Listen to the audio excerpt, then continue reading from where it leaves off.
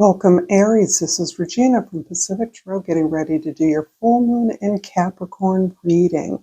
This is part one. There is a June full moon and a July full moon in Capricorn. So this is really talking about the beginning of a phase that is helping to wrap up Pluto's long transit through Capricorn, which is finishing up in the fall of this year. So this is a general reading. I want to remind you of that. If you're interested in a personal reading, please find the information for that in the description box below. Thank you for being here. I appreciate your support. Let's get going, Aries, with your overall energy for this full moon, the Seven of Cups. Seven of Cups is describing you as reviewing your options, looking at the possibilities that are available to you at where you're at now. There is some part of you that has plateaued in a certain profession, in a certain effort, or in a significant body of relationships. And you're looking at all the ways that you have separated yourself from the bonds of these ties without eliminating these ties from your life. And you are imagining a variety of creative outcomes for yourself and for others that are involved. Many of these are really coming from a place of your unconscious where you are continuing to work out some dynamics in relationships that haven't felt healthy, that have restricted you. But at this point, you're giving yourself distance and imagining your life moving forward in the absence of many of the bonds of these relationships, the restrictions of these relationships. In your 10th house, we have the Hermit card. And this is really underscoring the idea that you need space, you need time to look within, to process the amount of changes and psychological improvements you're making as you are really straining for the underpinnings of behavioral patterns that you recognize as not being constructive to your forward progress. The Hermit is really about reestablishing yourself as the authority in your life, particularly as it comes to your community, however you define that. And you are really looking to commune with those whose wisdom, whose knowledge you respect, and who you feel you share a similar vision of possibilities in the world with. In the first house, we have the Seven of Swords. Sevens repeating here are allowing you to choose your battles. You are moving forward with a perspective that has wizened to some of the wisdom you've gained over the last decade or so, in which you have come to understand the responses, the resistance you receive from others or continue to receive from others as being outside of yourself. In other words, this resistance you encounter, criticism, not being taken seriously, any variety of ways in which you have felt yourself to be sabotaged, is really about the people that you are asking support from. It is no longer having the power to stop you. You can objectively understand that the help you're seeking is warranted, is worthy, and that the idea of your growing, quite possibly beyond others, is provoking a sense of fear within them. And as a result of that, you are choosing your battles moving forward, recognizing that resistance to some of your ideas is part of the journey, it's part of the path. And rather than cave in or fight, you are being strategic about who and what you engage as you attempt to move your ideas, your vision forward. In the fourth house, the Knight of Pentacles is describing your foundation in a plan. You're putting together a plan. You're still surveying a new land, a new opportunity, or an unfamiliar opportunities to you. And understanding that you have gained the level of skills, you have the work ethic to create a plan and proposal that becomes your personal blueprint in regards to the contribution you want to make to your community. And in the seventh house, the house of your significant others, the Queen of Cups is describing your energy for you.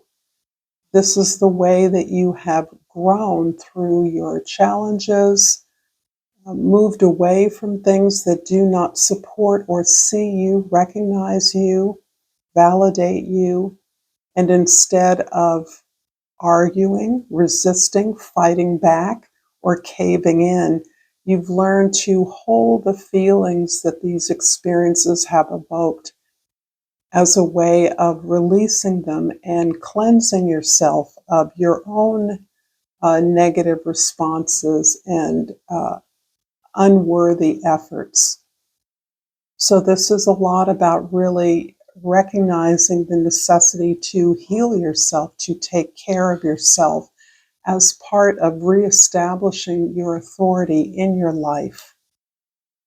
If this is resonating with you so far, Aries, please like this video, share this with others. Comment below if you feel so moved, and subscribe to my channel, Pacific Tarot. And I pull the Peace card. I am a being of love, and I release all negative energy. And from the Flora and Fauna of Africa, which I have not used in a while, I am pulling out the chimpanzee. And the key word is expression. Get creative and explore your curiosities. There's much to learn and enjoy all around you. Spend some time with nature and with friends.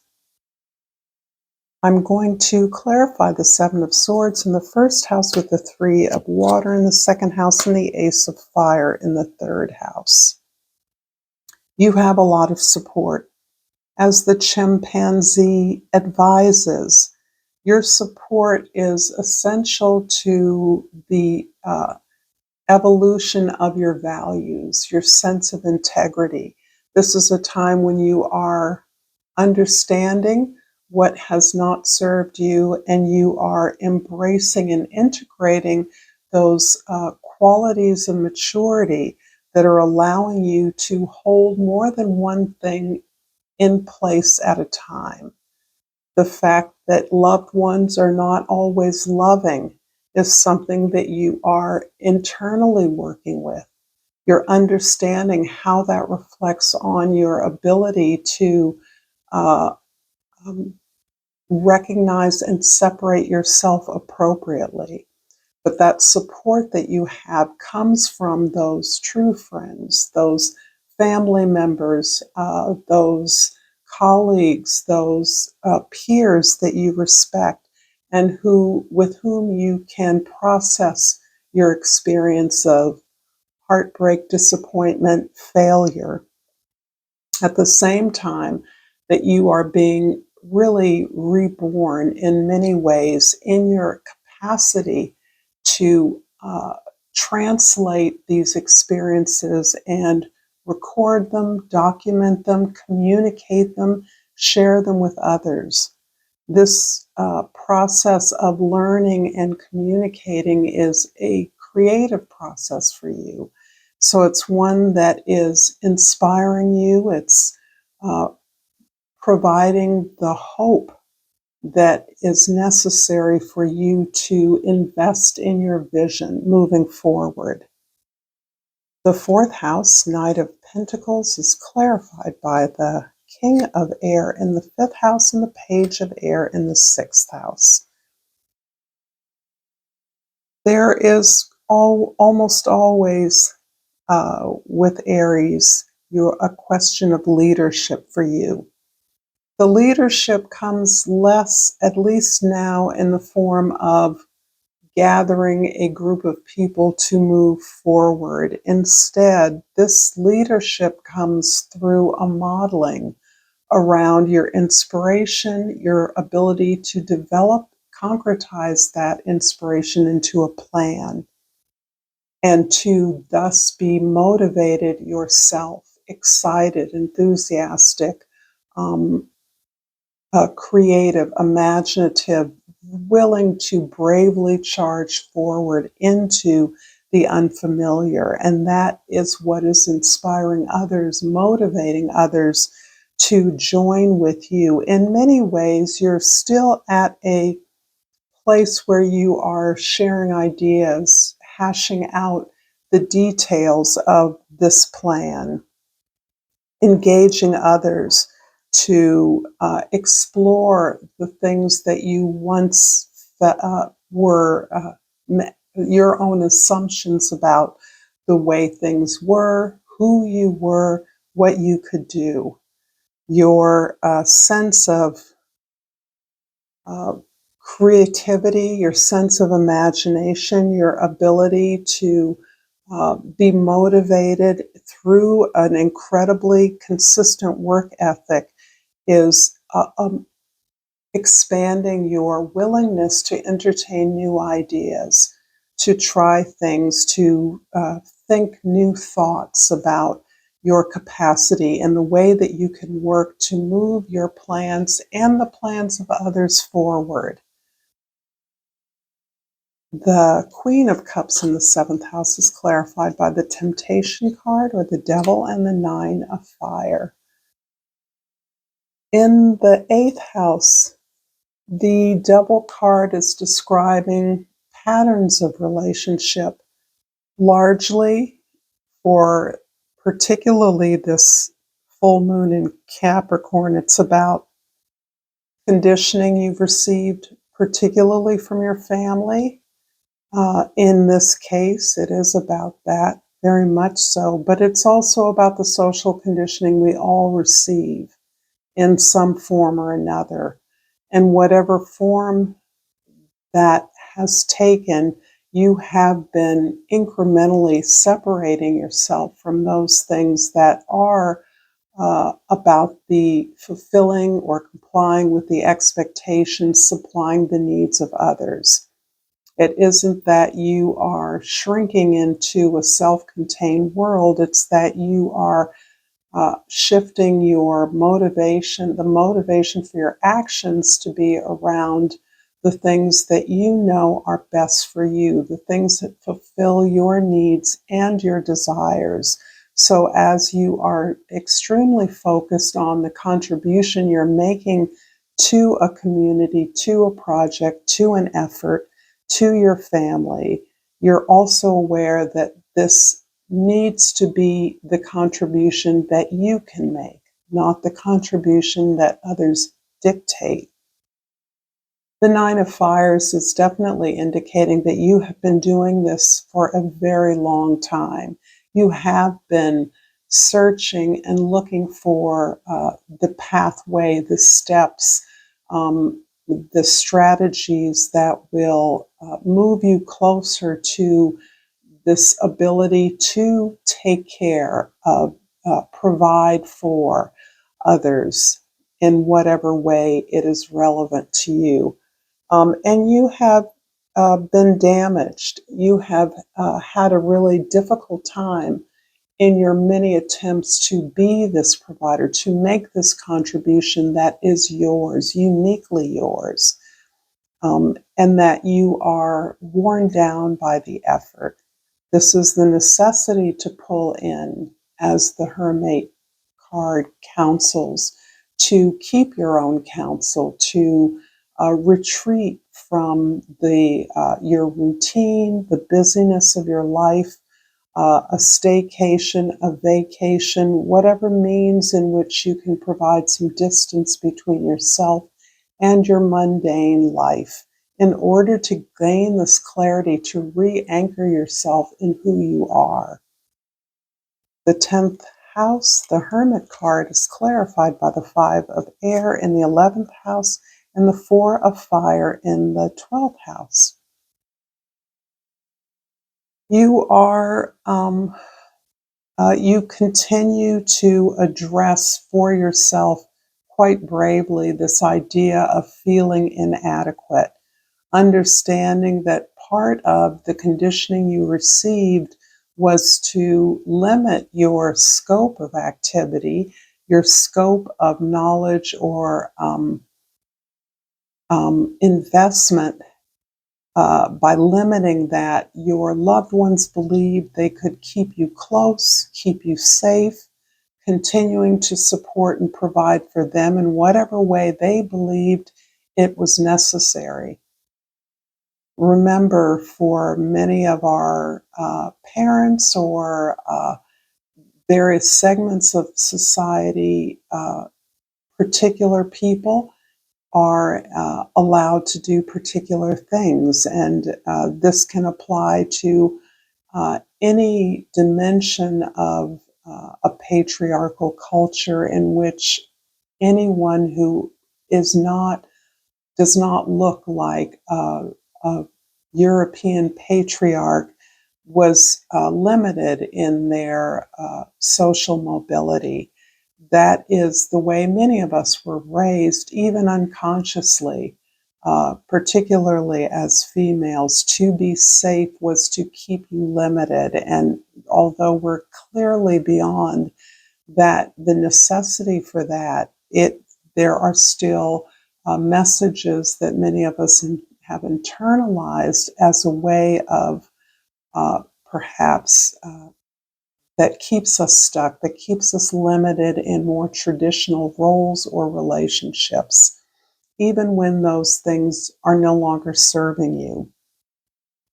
However, as you work through these feelings of inadequacy, the sense of not having enough, not being prepared, not being ready, not knowing enough, you are moving towards a true foundation on a learning process. It's as though you're understanding the journey is the destination, and that the way you learn, the way you understand, the way you're facing your weaknesses, your um, uh, uncomfortable patterns, the things about yourself you don't like, you don't admire, you don't trust.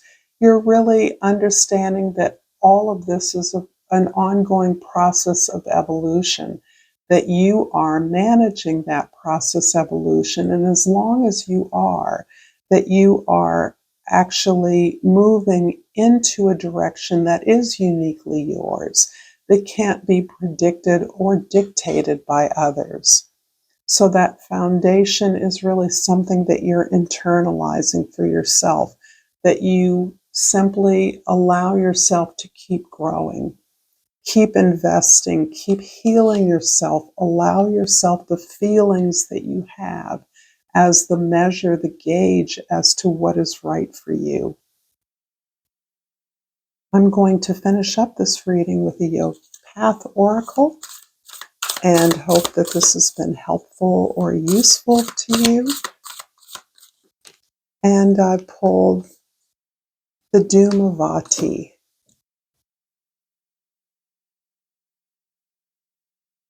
And the Dhumavati is the goddess of disappointment and letting go. Yes, my darling, you have realized that all of the hardships and struggles you faced were brought on your path for a very important reason. They've shaped you to be the person you are today. You've put together the dots on all the most difficult points on your journey and realized that it was all necessary to be here now. Dhumavati has come to remind you to give thanks to the struggles you faced. They have made you your highest self. Thank you so much, Aries, for this reading. Until next time, namaste.